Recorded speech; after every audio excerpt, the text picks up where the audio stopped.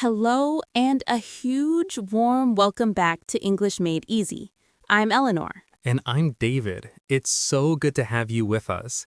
Here at English Made Easy, our entire mission, the reason we turn on these microphones every single time is to help you learn English in the simplest, most natural way possible. We want to take the textbook and turn it into a real conversation. Exactly. And today we're going to do something a little different and I think incredibly useful. We're going to take you with us on a mission, a secret mission. We're going to plan a party from start to finish, a surprise party to be exact.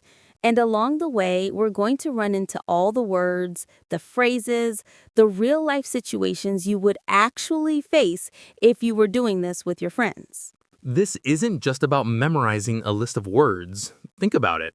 When you're planning something with friends, you need to suggest ideas. You need to agree or disagree. You need to make a budget. You need to go shopping and ask for help.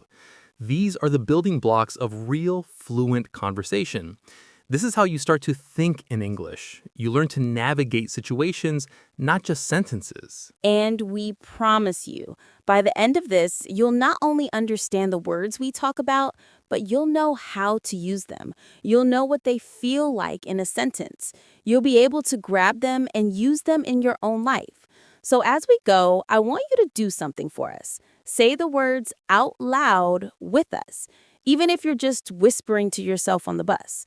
I'll speak with the natural rhythm of a native speaker. Let the sounds become familiar. Ready to plan a party? I am. Okay, Eleanor. Our good friend Sam's birthday is next Friday. He thinks we all forgot. He's been a little down lately, you know? Work has been stressful for him, and he's just seemed a bit flat.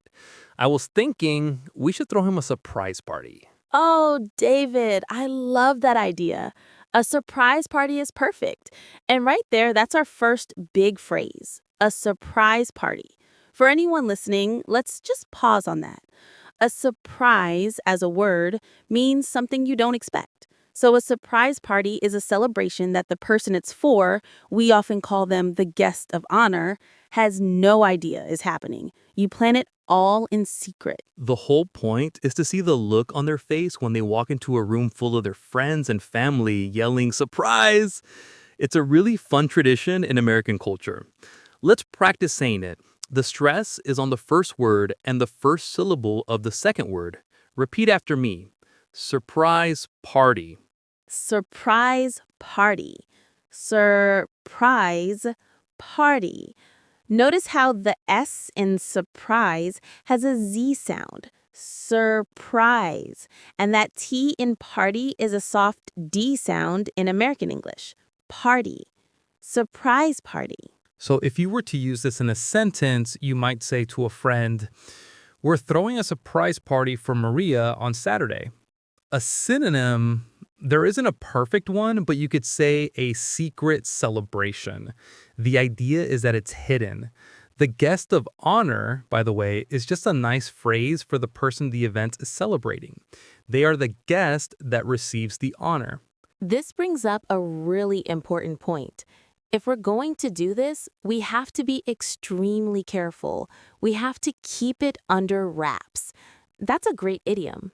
David, what does that feel like to you, to keep something under wraps? It feels like I'm holding a secret, like a physical thing, and I've got it covered with a blanket or a wrap. No one can see what it is. It means to keep something a secret. You don't tell anyone, especially not the person it's about. For example, the new phone's design is being kept under wraps until the big announcement. A simpler way to say this is just keep it a secret. Or a more fun, informal idiom is, don't spill the beans. Imagine your friend is holding a can of beans, which are the secret. If they trip and spill them, everyone sees the secret. So you say, "Okay, everyone, we're planning a surprise party for Sam, but please don't spill the beans." I love that one. It's so visual. So here's a little scenario. Imagine you're telling your friend about the party. A good way to say it would be, "Hey, can I tell you something?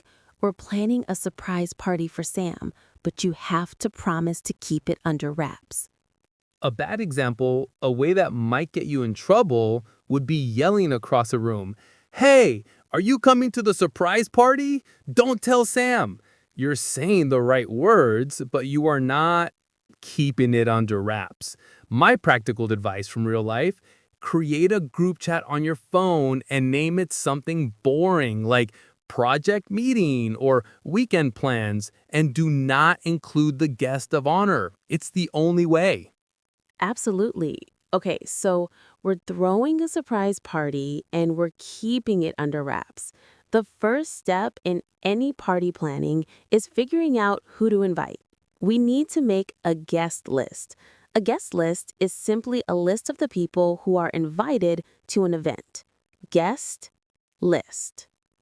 So we could say, how many people are on the guest list? Synonyms could be an invite list or simply the invitees. It's the record of who you want to come. Okay, let's make a quick guest list for Sam. There's his sister Maria, his two best friends from college, Ben and Chloe, his coworkers, maybe 4 or 5 of them, and then our main group of friends. We're probably looking at around 20 people. That feels manageable. We don't want it to be a huge blowout. A blowout, that's a good word. A blowout is a big, expensive, and often wild party. It sounds like something exploding with fun and people. Blow out, blowout. For example, for his 30th birthday, he threw a massive blowout at a hotel. I agree. Let's keep this more intimate. A synonym might be a huge bash or a big rager, which is very informal. The opposite would be a small get together. Exactly, a small, meaningful get together. 20 people. That sounds manageable. But 20 people means we need to think about money. We need to set a budget. This is one of the most important words in planning anything. A budget is a plan for how you will spend your money. It's the total amount you have to spend and how you will divide it up. This word can feel a little scary, but it's your best friend. A budget stops you from spending too much. The pronunciation is budget, budget. The D and G make a J sound, like in the name John. Budget. Stress on the first syllable. Repeat it. Budget. So we could say we need to stick to the budget, or what's our budget for food? A similar phrase, but more informal, is a spending limit. You might say to your friend, "My spending limit for this month is $500. Sticking to a budget can be tough. It requires discipline. You see something fun and shiny for the party, and your brain says, "Get it," but you have to check the plan. It's true. The temptation is real. But a good way to handle a budget for a group party is to ask everyone to pitch in. This is a fantastic phrase. To pitch in means to contribute something, usually money or help, as part of a group. Imagine everyone on a baseball team pitching the ball into the center. Everyone is adding to the effort. I love that image. So if our total budget is, say, $200 for everything, and we have 20 people on the guest list, we could ask everyone to pitch in $10. That feels very reasonable. Let's practice saying that phrase, pitch in. You could say, if we all pitch in, we can afford a really nice gift. A synonym would be to contribute or to chip in. Chip in is also very common and informal. Let's all chip in for pizza. It feels a little friendlier than contribute, which can sound a bit formal. Okay, the basic framework is there, but where are we going to have this party? My apartment is kind of small. 20 people would be a tight squeeze. A tight squeeze is a situation where there's very little space for people or things. You can feel the walls closing in. You have to squeeze past people. For example, getting 3 people in the back of that small car was a tight squeeze. Yeah, my place is no better. We need to figure out a venue. A venue is the place where an event or meeting is happening. Venue. It's a slightly more formal word than just place. You talk about a wedding venue or a concert venue. We could look into renting a small community hall, but that might be expensive and blow our budget. What about our friend Chloe's place? She has that great backyard. It would be perfect if the weather is good. That's a great idea. But we need a contingency plan. This is a really useful phrase for life in general. A contingency plan is a plan for what to do if a problem occurs or if something unexpected happens. It's your plan B. Let's break that down. Contingency plan. Contingency plan. So our main plan is to have the party in Chloe's backyard. Our contingency plan is that if it rains, we move everything into her living room. We need to make sure that's okay with her, of course. Exactly. A synonym for a contingency plan is a backup plan. You could say, what's the backup plan if the speaker cancels? It's so important. You feel so much calmer when you know you have a plan B. That feeling of panic when something goes wrong is awful. A contingency plan prevents that. Okay, I'll text Chloe and see if she's on board. To be on board with something means you agree with it or are willing to participate. Imagine a team getting onto a ship or a train together. They are all on board and ready for the journey. Perfect. While you do that, let's talk about the food situation more. We could do a potluck. This is a very common type of party in the US, especially for casual get-togethers. A potluck is a meal where everyone who's invited brings a dish to share. Oh, a potluck could solve our budget issue entirely. The word comes from the idea of the luck of the pot. You never know what delicious things people will bring. Potluck, potluck. It's a great way to get a huge variety of food without one person having to do all the work or spend all the money. The opposite of a potluck would be a catered event. To cater an event means to have a professional company provide and serve the food. Catered. Catered. It would be way too formal and expensive for this party. A potluck feels more friendly and collaborative. I agree. The only tricky thing with a potluck is you have to coordinate. To coordinate means to organize the different parts of an activity or the different people involved so that it all works together smoothly. Coordinate, coordinate. If you don't coordinate, you might end up with 10 bowls of potato salad and no dessert. The classic potluck problem. My practical advice here is to use a simple online sign-up sheet.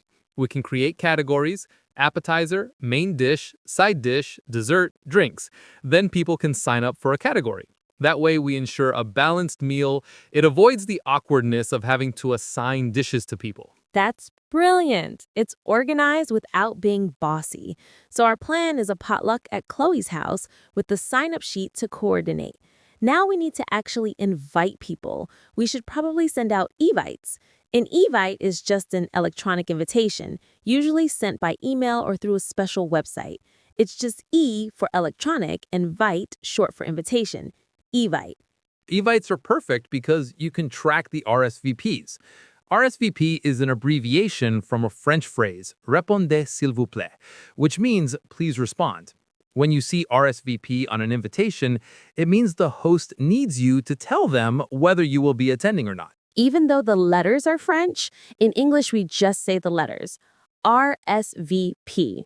You could say, please RSVP by Wednesday so we know how many chairs to set up. And on the evite, we have to make it very, very clear that it's a surprise.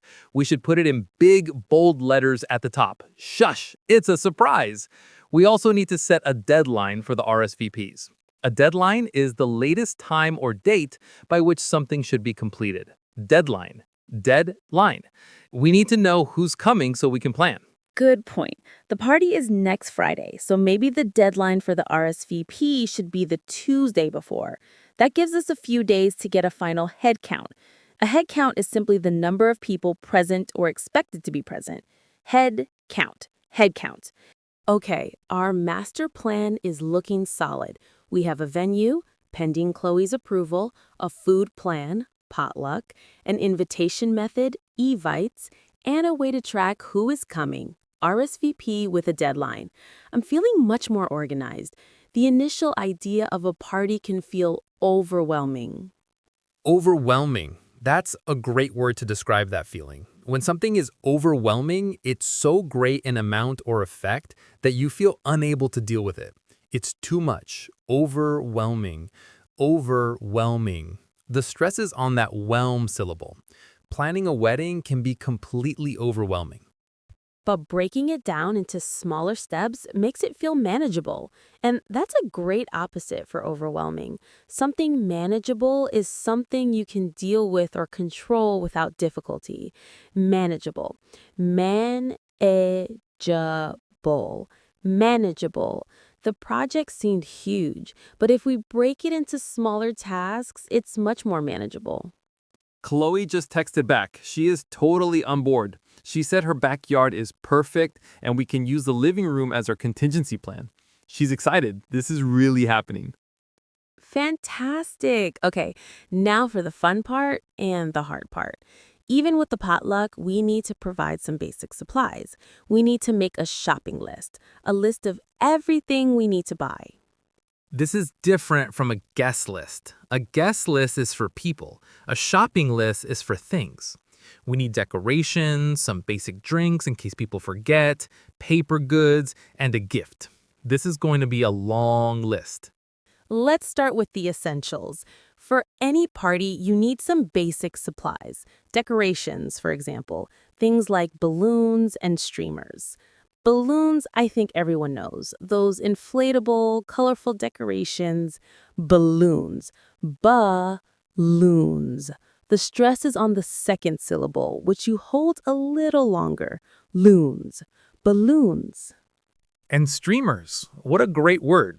Streamers are long, thin strips of colored paper or plastic that you hang up as decorations. They flow in the air like a small stream of water. That's how you can remember it. Streamers. Streamers. Stress on the first syllable. Streamers. You can use them together in a sentence. We decorated the room with balloons and streamers for the party. There isn't a perfect synonym for these. You might just group them under the word decorations. You could say, I'm going to the store to buy some party decorations. Okay, so on the shopping list, balloons, streamers. We also need things for people to eat and drink with. We need tableware. This is a useful category word. Tableware includes plates, cups, and utensils like forks, knives, and spoons. Anything you use at the table. That word is pretty straightforward. Tableware. Tableware. It's two words pushed together. Table and ware.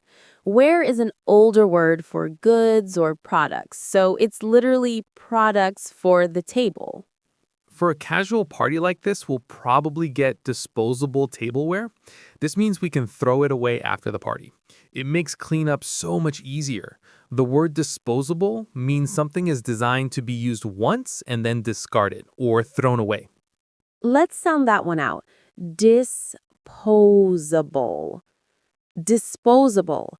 The stress is on the second syllable, po, and that S in the middle has a Z sound. Disposable. Disposable. You might hear about disposable cameras, disposable razors, or disposable gloves. A good example of using it is, should we get real glasses or disposable cups? The opposite of disposable would be reusable. For example, I have a reusable water bottle that I use every day instead of buying disposable plastic ones. For a party of 20, though, reusable dishes would mean a mountain of dishwashing. No, thank you. Agreed. Cleanup is the worst part of any party. Let's make it easy on ourselves. So on the list, disposable tableware. Specifically, plates, cups, and napkins. A napkin is that square piece of paper or cloth you use to wipe your mouth and hands when you eat. Napkin. Napkin. And let's not forget a tablecloth, a plastic one to protect Chloe's table. Tablecloth. Tablecloth. Good call. We have to be good guests. Okay, our list is growing. Now, let's think about the atmosphere, the feeling of the party. Maybe we should have a theme. A theme is the main subject or idea for a party, a book, or a movie. It connects everything together. Oh, a theme. That could be fun. Sam loves old 80s movies. We could have an 80s movie theme. People could dress up as characters. The music could be all from the 80s. The word itself is simple to say. Theme. Theme. You have to use your tongue between your teeth for that TH sound. Theme, theme. A synonym could be a motif or a concept. You could ask, what's the concept for the party? But theme is the most common word by far. The theme of the wedding was A Midsummer Night's Dream. I like the 80s theme, but that might make things more complicated and expensive. We're on a budget, remember? Asking everyone to find a costume might be a bit of a hassle for them. Ooh, hassle. That's a word we can all relate to. A hassle is a situation that is annoying because it involves doing something difficult or complicated. It causes you a little bit of stress or trouble. Hassle. Hassle. A synonym might be an inconvenience or a bother. You could say, it's such a bother to have to go back to the store. You're right. Maybe we should just stick to a color theme, like blue and silver, Sam's favorite colors. It's simpler. People don't have to do anything, but the party will still look cohesive. It's a good compromise. A compromise is a solution to a disagreement where each side gives up something they want in order to reach an agreement. You wanted a big theme. I was worried about the budget and hassle, so we meet in the middle with a color theme. It's a perfect example. Let's say it. Compromise. Compromise. Stress on the first syllable. The middle of the word pro is very short. Compromise. We could say, after a long discussion, the two friends reached a compromise. A simpler way to say it might be a deal or an agreement, like, okay, deal, we'll do the color theme. My practical advice on this is that compromise is key to planning anything with friends. You can't always get exactly what you want. The friendship is more important than the party theme. So true. Okay, our plan is solid. We have a guest list, a budget, and a simple theme. Now we need to actually go and buy everything. Let's imagine we're heading to the store. The first place we need to go is a big supermarket to get some of the basics. A supermarket is a large store that sells food, drinks, and things for the home. You might also hear grocery store. In America, they mean basically the same thing. Supermarket is maybe a little bigger. Supermarket. Supermarket. When you walk into a supermarket, the first thing you usually do is grab a shopping cart, or sometimes just called a cart. It's that metal basket on wheels that you push around to hold all your items. Shopping cart. Shopping cart. In British English, you might hear trolley, but in American English, it's almost always a cart. Okay, Eleanor, we have our cart. Our potluck plan means we don't need to buy a ton of food, but we should get some snacks for people to nibble on before all the main dishes arrive. To nibble on something. I like that. It means to eat something in small bites. It's a very casual, light way of eating. Nibble. Nibble. We can get some chips and nuts for people to nibble on. It's different from devouring your food, which means eating it quickly and hungrily. So let's head to the snack aisle. This is a great word for any store. An aisle is the long, narrow space between rows of shelves. The S is completely silent. It's pronounced exactly like aisle, as in I will. Aisle. Aisle. A common mistake is to try and say that S. Just ignore it. You can ask a store employee, "Excuse me, could you tell me where the cereal aisle is?" Or, "The paper towels are in aisle 7. Okay, we're in the snack aisle. I see chips, pretzels, nuts. What should we get? We should get a few different kinds to have some variety. Variety means a range of different things or types. You don't want everyone to have to eat the same thing. Variety. Variety. The stress is on the second syllable. Right. Variety. So we could say the store has a wide variety of cheeses. A synonym would be a diversity or a range. Let's grab some potato chips and some tortilla chips. Oh, we'll need dip for the tortilla chips, like salsa or guacamole. And look at this. This brand of pretzels is on sale. That means it's being sold for a lower price than usual for a short period of time. On sale. 2 simple words, but very important for staying on a budget. Yes. When you see that little yellow or red tag, your eyes should light up. On sale. When you see something is on sale, you might say, what a good deal, or that's a bargain. A bargain is something you buy that is much cheaper than its real value. Bargain. Bargain. Let's look closer at the sign. It says, buy one, get one free. In America, you will often hear this shortened to an acronym, BOGO. It's a very common type of sale. So if we buy one bag of these pretzels, we get a second bag for free. That's perfect for a party. It's a great way to get a lot of food without spending too much. The cashier will just scan both, and the computer will make one of them free. It's a fantastic way to stick to our budget. Okay, our cart is starting to fill up with snacks. We also need to think about guests with dietary restrictions. A dietary restriction is a limitation on what someone can eat. For example, someone might have a food allergy. Allergy is an important word. An allergy is a medical condition where your body reacts badly to something you eat, touch, or breathe in. Allergy. Allergy. Someone might have a nut allergy or a dairy allergy. It can be very serious. Other people might be vegetarian, meaning they don't eat meat. Vegetarian. Vegetarian. Or vegan, meaning they don't eat any animal products at all, including milk or eggs. Vegan. Vegan. We should grab some hummus and baby carrots. That's a safe bet that most people can enjoy. A safe bet. That's a good phrase. It means something that is very likely to be successful or correct. It's a choice with low risk. So hummus is a safe bet for a party snack. Good thinking. Now, let's think about drinks. We need to go to the beverage aisle. A beverage is just a more formal word for a drink. It includes things like soda, juice, and water. That's a good word to know, especially if you're reading a menu in a restaurant. It will often have a section called beverages. The pronunciation is beverage. Beverage. It looks like it has 4 syllables, but we usually say it with 3. Beverage. Stress on the first syllable. We should get a mix of sodas and some juice for people who don't drink soda, and lots of water. For a party, it's often cheaper to buy drinks in bulk.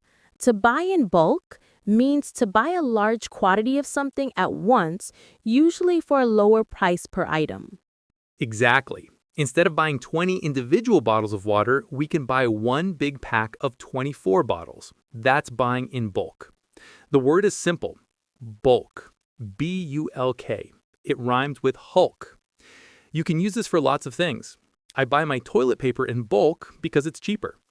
This is a key strategy for party planning on a budget. We also need ice. Never ever forget the ice. We can buy a big bag from the front of the store on our way out. And we need a cooler to put the drinks in so they stay cold in the backyard. A cooler is an insulated box that keeps food and drinks cold. Cooler. Okay, snacks, beverages, ice, cooler. The cart is getting heavy. Now for the main event of the food. The potluck will cover it, but I still feel like we need a central, impressive dish. You know, a centerpiece. Not just for the table, but a food centerpiece. I like it.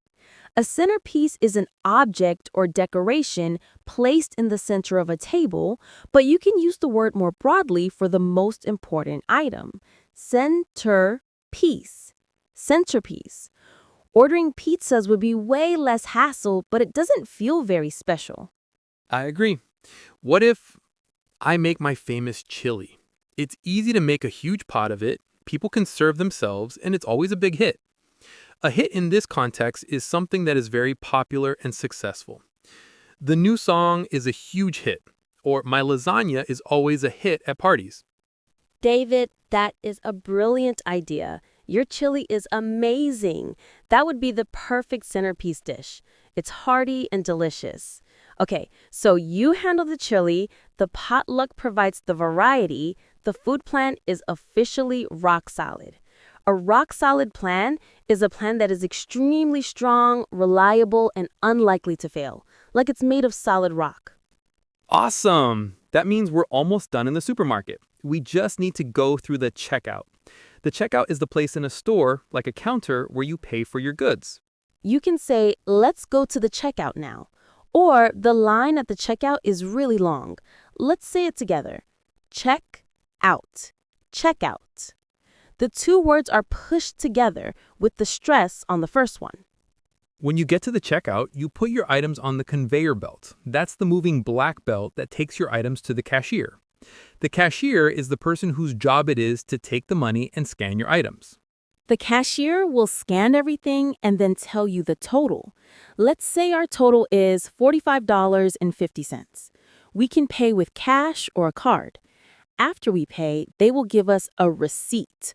A receipt is the small piece of paper that shows you have paid for something. It's your proof of purchase. This is a very tricky word for pronunciation. It looks like receipt, but the P is totally silent. It's pronounced receipt. The stress is on the second syllable, seat. Let's say it 3 times. Receipt, receipt, receipt. My practical advice, always take your receipt. If something is wrong with an item or you bought the wrong thing, you will need the receipt to return it. To return something means to take it back to the store, to get your money back, or to exchange it for something else. That's a great point. Okay, we've paid, we have our receipts, and we have bags full of snacks and drinks. Supermarket mission complete. But we're not done yet. Next stop, the party supply store for our decorations.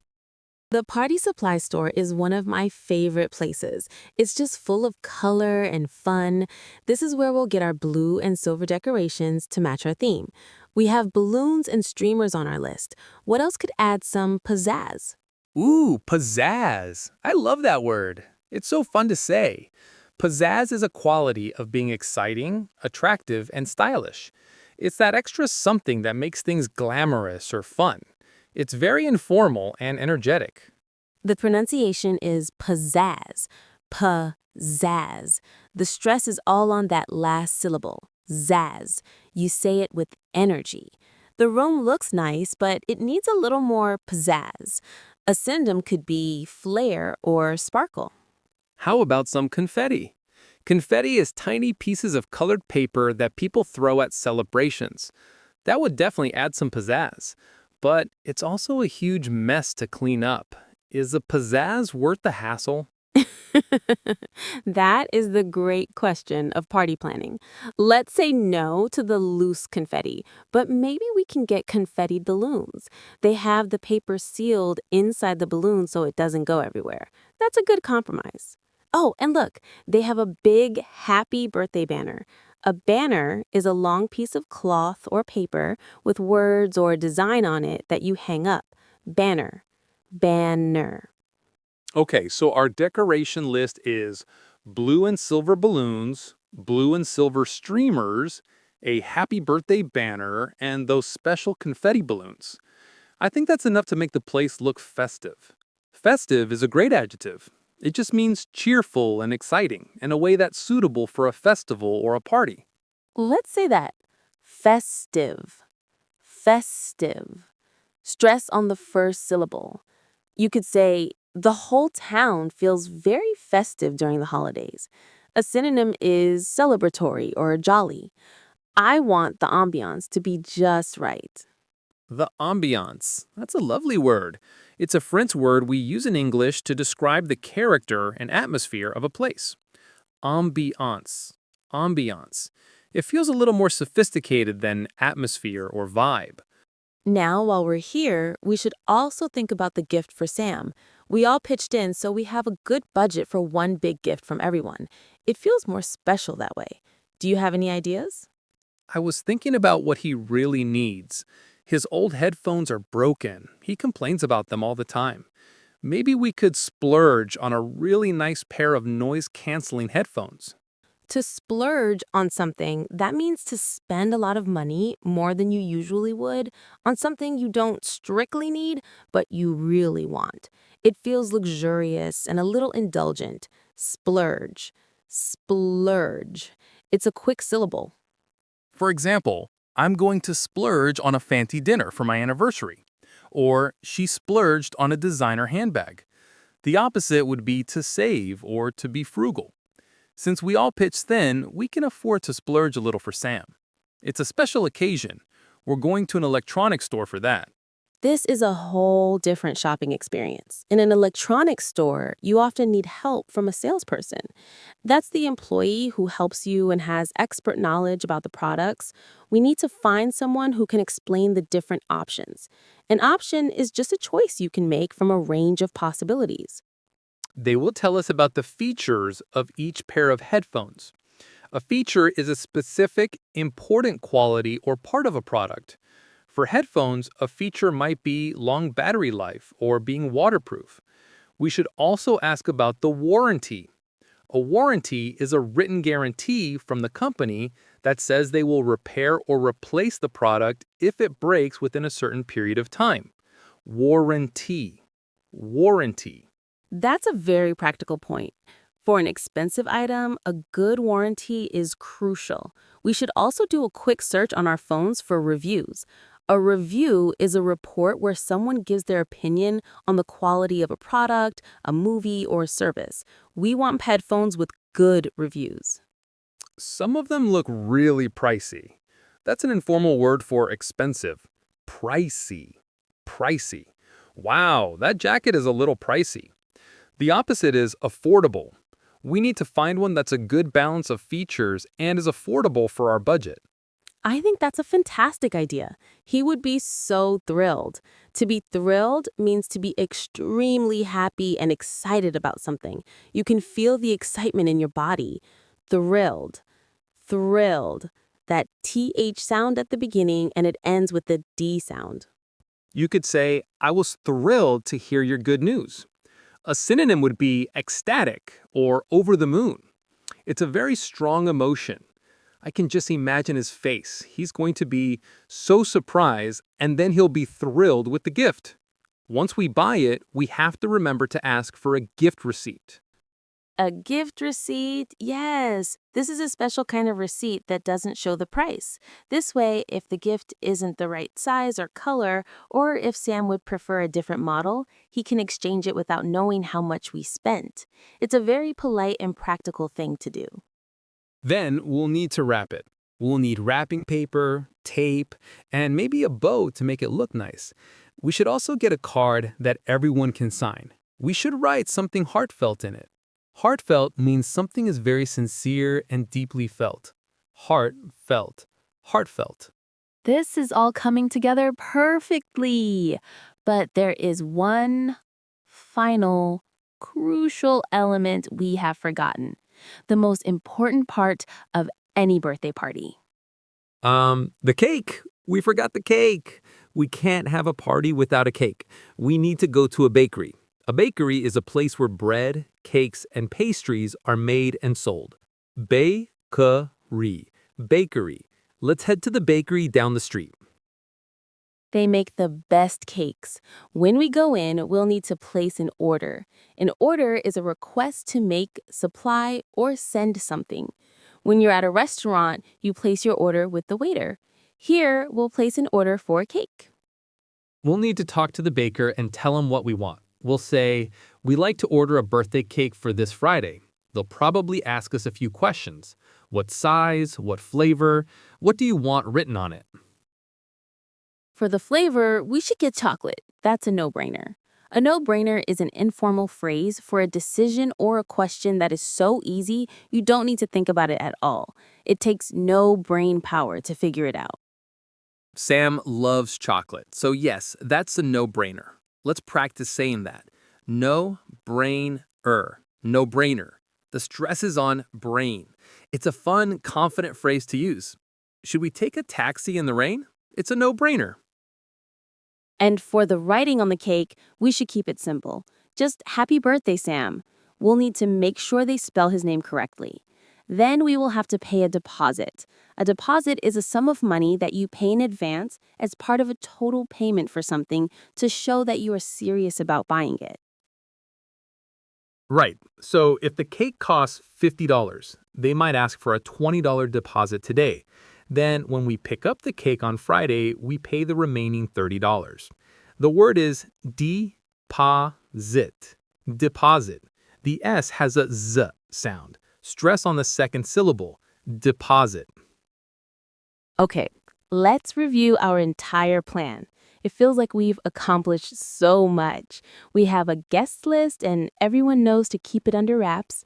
We have a budget and everyone is pitching in. We've bought all the snacks, drinks, and decorations. We've decided on a wonderful gift that we're going to splurge on. And we've just ordered the cake. Now, all that's left is to put it all together. On the day of the party, a few of us will have to get to the location early to set up. To set up means to arrange things and prepare them for use. We have to set up the decorations. We have to set up the food table. This is a very common phrasal verb, set up. You can set up a tent, set up a meeting, or set up a new computer.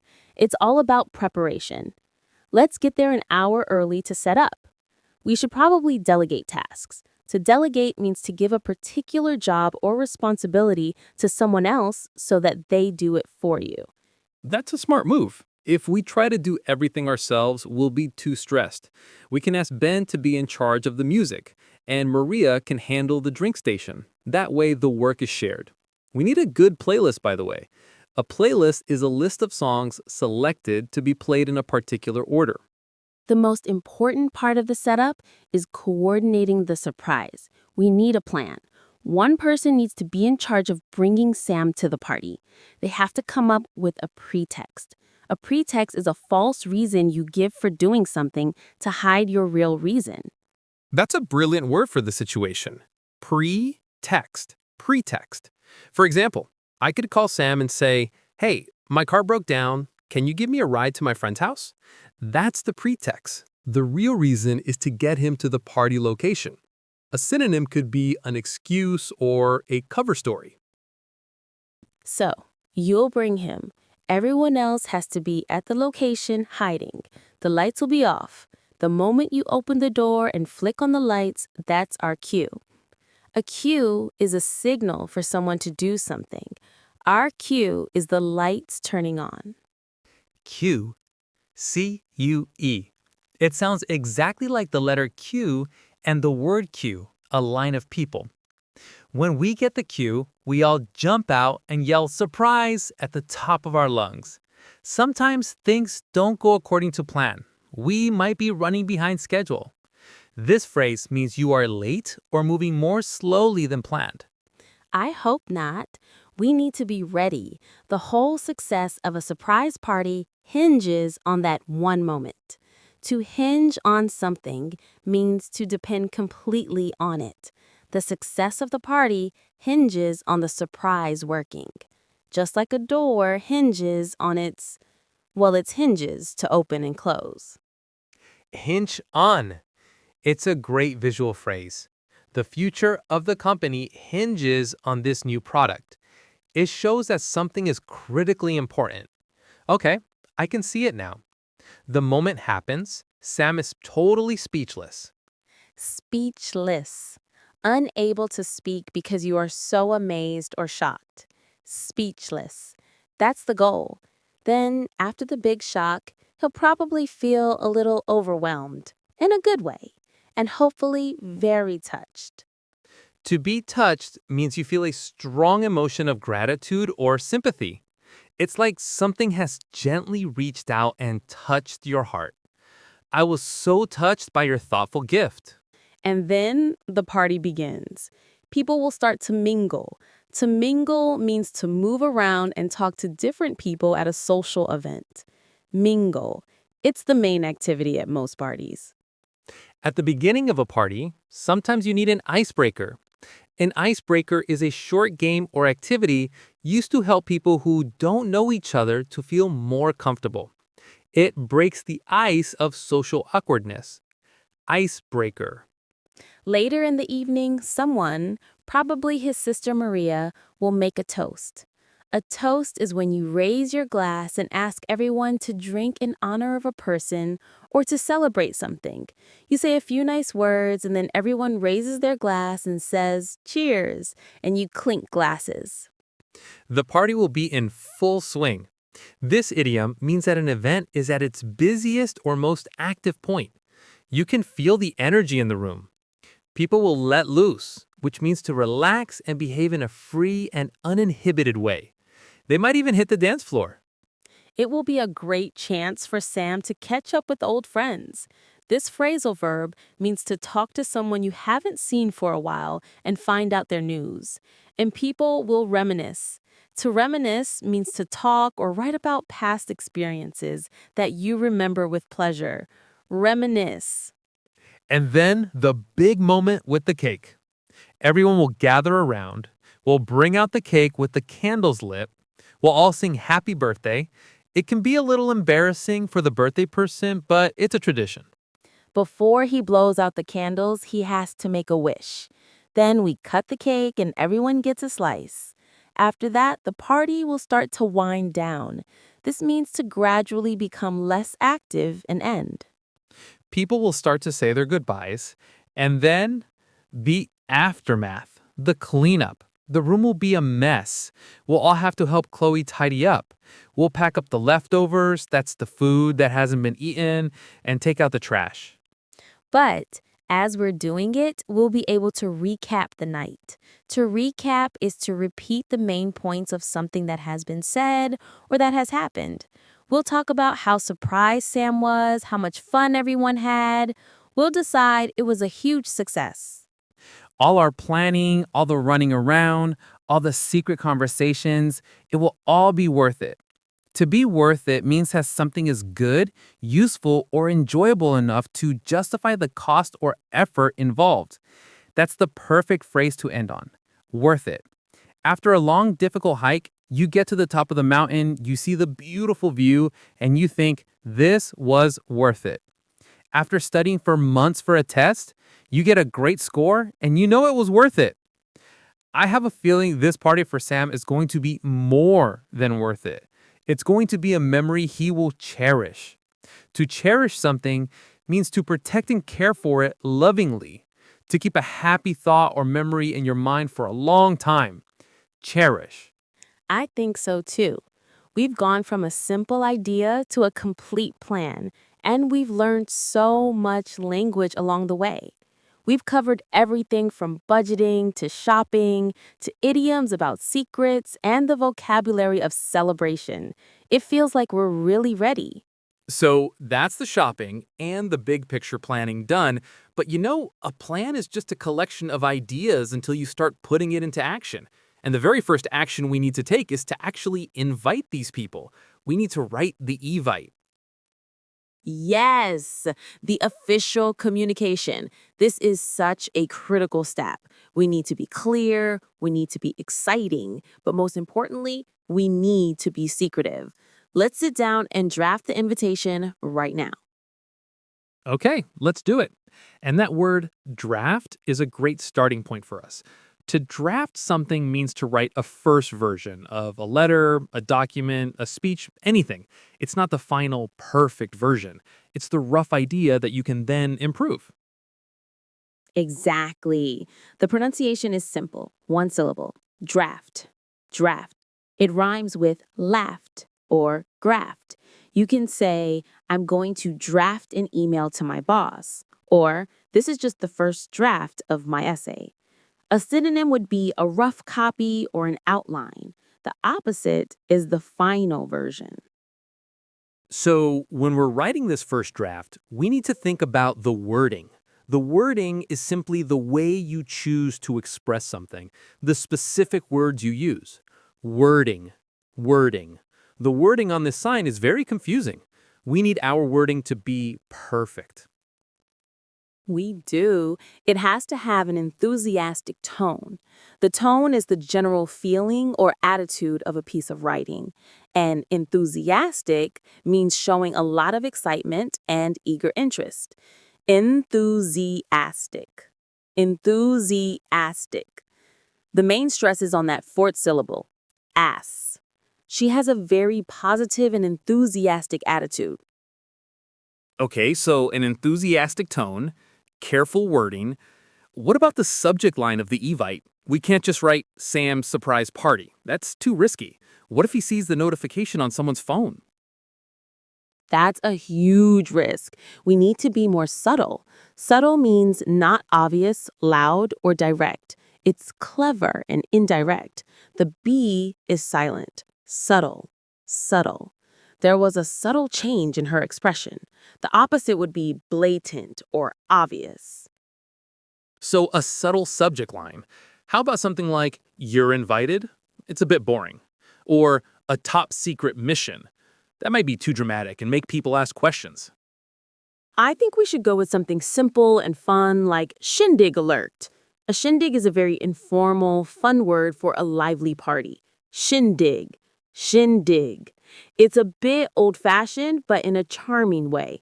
It sounds fun and doesn't give anything away. Shindig alert. I love it. Okay, now for the body of the invitation. We need to get all the logistics right. Logistics are the practical details and arrangements that are necessary for a plan or event to be successful. Logistics. Logistics. This includes the date, time, address, all that stuff. And we need to make sure those logistics are concise. Concise means short and clear, expressing what needs to be said without unnecessary words. Concise. Concise. The opposite of concise is wordy or long winded. We don't want people to have to read a huge paragraph to find the address. Okay, so a clear, concise list of the key information. What? A super secret birthday party for Sam. When? Friday, November 17th. Arrive by 7 p.m. sharp. Where? Chloe's place, 123 Maple Lane. Why? To celebrate the one and only Sam. And now for the most crucial part. Crucial means extremely important because everything else depends on it. Crucial. Crucial. It is crucial that you arrive on time. The most crucial part is the secret. We need to emphasize this. To emphasize something means to give it special importance or attention. Emphasize. Emphasize. My teacher always emphasizes the importance of good grammar. We can use bold letters, capital letters, maybe even put a little graphic of someone saying, shh. Yes, something like important. This is a surprise party. Please, please, please do not mention this to Sam under any circumstances. We want to see his jaw drop. Be at Chloe's house by 7 p.m. Sam will be arriving at 7:30 p.m. and we need everyone hiding and ready. That is not subtle, but in this case, it needs to be blatant. People can be forgetful, and we can't risk someone accidentally spoiling the surprise. It's a mandatory instruction. Mandatory means it's required by a rule or law. You absolutely must do it. Mandatory. Mandatory. The opposite is optional. Exactly. Keeping the secret is mandatory. Now, we also have to explain the potluck. We need to include the link to the sign-up sheet and explain that it's to avoid having 20 bowls of pasta salad. We could say, this will be a potluck-style party. To help us get a good variety of food, please sign up for a dish category at the link below. We should attach the link. To attach is to include a file or link with a message. Attach. Attach. Perfect. And finally, the RSVP section. We need the deadline we talked about. Please RSVP by Tuesday, November 14th so we can get a final head count. And we should ask about dietary restrictions again. Please let us know in your RSVP if you have any allergies or dietary restrictions we should be aware of. This draft is looking amazing. It's clear, it's enthusiastic, and all the logistics are there. Wow, that was fast. Look, people are already responding. We've got 15 yeses already. This is getting real. We can't do all the setup ourselves on the day of the party. You're absolutely right. It's time to delegate tasks. We used this word before, but it's so important in teamwork. To delegate means to give a part of your work or responsibility to someone else. We need to build our party planning dream team from the friends who are coming. I love that. A dream team. So, who do we ask to do what? We need to think about our friends' strengths. A strength is a quality or ability that a person has that makes them good at something. The opposite, of course, is a weakness. We want to assign tasks based on people's strengths. Okay, our dream team is assembled. Ben on music, Maria on decorations, Liam on photos, Sarah on food coordination, and Tom on drinks. Everyone has a role that plays to their strengths. This makes the entire event feel more collaborative. Collaborative means involving two or more people working together for a special purpose. Collaborative. Collaborative. It really does. Now, there's one role we haven't assigned yet, and it's maybe the most important one of all, the role of lurer-in-chief, the person who has to execute the pretext and get Sam to the party. And I think that job falls to me. It does. You have the best poker face. A poker face is an expression on your face that shows no emotion, so no one knows what you are really thinking or feeling. It comes from the card game poker, where you don't want to reveal if you have good or bad cards. You're going to have to be a convincing actor. I can do it. So let's roleplay this. It's Friday afternoon. I need to call Sam. What should the pretext be? I said my car broke down, but that feels a little dramatic. Maybe something more casual. What if I told him I got tickets to a movie, but my friend bailed and I need him to come with me? That's a bit risky. What if he says he doesn't want to see that movie? The pretext needs to be something he feels like he has to do. It should be a favor for you. People are more likely to agree to help a friend. The "my car broke down" idea is actually pretty solid because it creates a sense of urgency. Urgency is the quality of being very important and needing to be dealt with immediately. Urgency. Urgency. Okay, let's stick with that then. I'll need to sound a little stressed, but not panicked. I need to be plausible. Plausible means something seems likely to be true or believable. Plausible. Plausible. Her story was completely plausible. Exactly. Okay, let's do it. Ring ring. I'll be Sam. You be you. Ready? Ready. Takes a breath, changes his tone to sound slightly stressed. Hey, Sam. Man, you are not going to believe this. I am so sorry to bother you, but I'm in a real bind. A bind? What's a bind? And what's going on, David? You sound stressed. And see, that's a great idiom. To be in a bind means to be in a difficult or awkward situation that is hard to escape. I'm in a real bind. I forgot my wallet and the restaurant doesn't take Apple Pay. I am a little stressed. My car just completely died on me. It won't start. I'm stranded over on Maple Lane. Maple Lane? That's near Chloe's house, isn't it? Are you serious? Is everything okay? Yeah, I'm fine. But the car is a dud. It's totally useless. A dud is an informal word for something that is useless or that fails completely. Dud. Dud. The firework was a dud. It never exploded. Listen, I know this is a huge imposition, but could you possibly come and give me a jump start? I've got cables. Ooh, imposition. A good word. An imposition is a request or demand that is not convenient and is difficult for someone. Imposition. Imposition. It shows you recognize you're asking a big favor.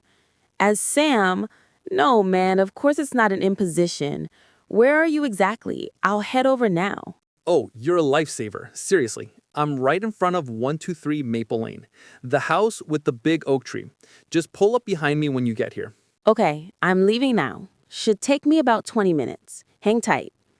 Wow, I'm convinced. That was very well done. Your performance was completely convincing. I think that plan will work. The trap is set. Now all we have to do is wait for the day to arrive. Thank you so much for watching this video all the way to the end. It really means a lot that you chose to spend your time learning with English Made Easy. If you found even one idea here useful, please give this video a like. It helps more learners just like you discover our channel. And if you haven't already, make sure to subscribe and turn on the notification bell. That way, you'll never miss our next lesson, tip, or practice session. When you support the channel, you're not just helping it grow, you're also helping us create even more free content for learners all around the world. Together, we're building a community where English becomes easier, step by step. I'd also love to hear from you. Drop a comment below and let me know your biggest challenge in learning English. Your feedback helps me create videos that truly match your needs. Thanks again for being part of English Made Easy. Keep practicing, keep learning, and I'll see you in the next video.